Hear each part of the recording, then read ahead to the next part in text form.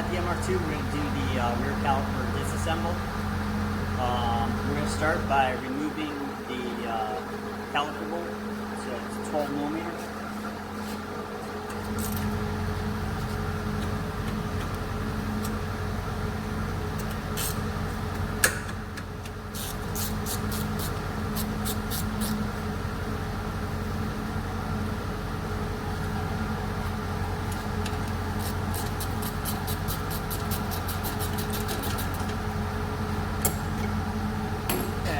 Bolt out. Now this caliper can actually lift off, but before I do that, I want to disconnect because this has integrated parking brakes.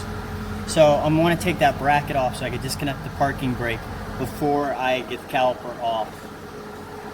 So I get a wrench to take that off.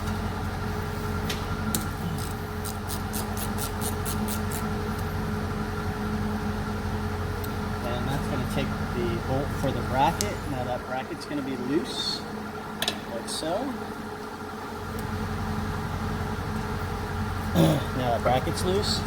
Now all I have to do is disconnect the cable itself. So on this one,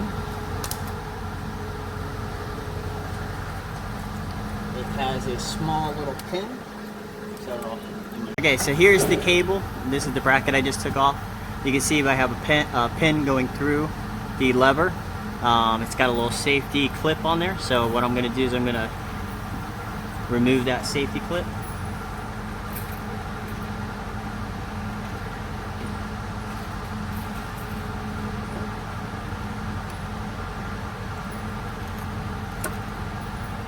That's it. And now the cable's released. We got that cable off. I'm going to go ahead and I'm going to loosen the brake hose. I want to do that now before I remove the entire caliper. And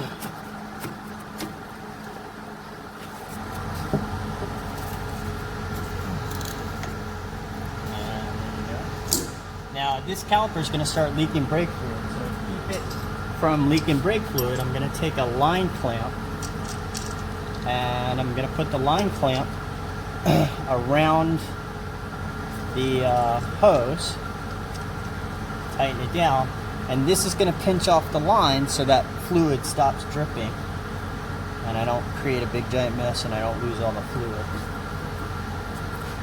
So now that I got that on there, I can go ahead and take my banjo bolt out. And when you take the banjo bolt out, be careful because there are two crushable washers inside that seal.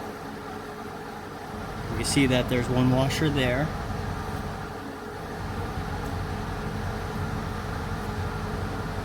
And the other washer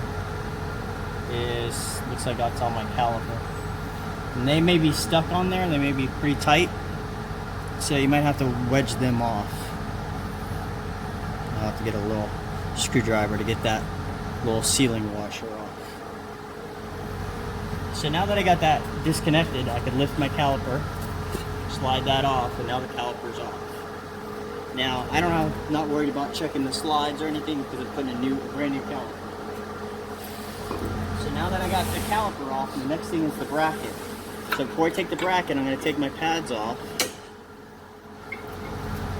and get them out of the way. And then if you look on the back side here, you'll see that there are two mounting bolts, one here and one here, that is holding the bracket on. Now these are going to be torqued down pretty tight. These I think are probably about 70 foot-pounds, so you may have to get like a breaker bar or something to get them off. So I'm using a longer ratchet. This is going to help give me the leverage to break them loose. You can also take and use an impact if you want. So that one.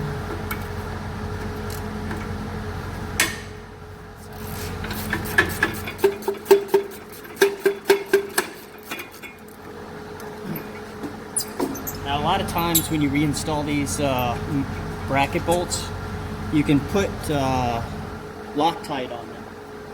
Make sure that you use blue Loctite, not red Loctite, because you want to be able to get them back off one day.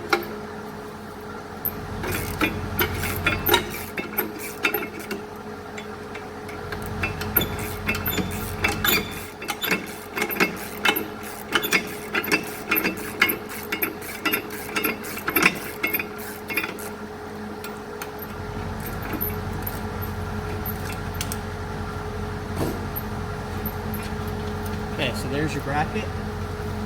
If you guys have a core on the calipers, make sure that the bracket goes back with the core, otherwise they won't accept it. Now you can slap your rotor off, like so.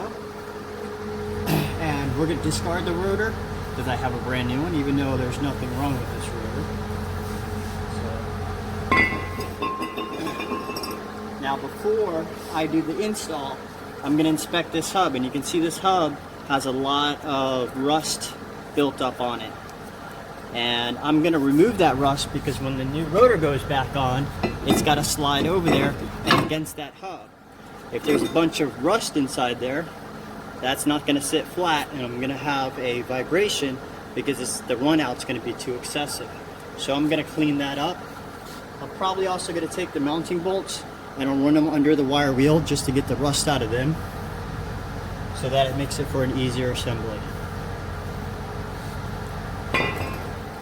So that concludes the disassembly. Now that I have all disassembled, next we'll take a look and we'll go over all the parts. So there's a video called Rear Brake Components. We'll go over all the rear brake parts, and then I'll show you the assembly.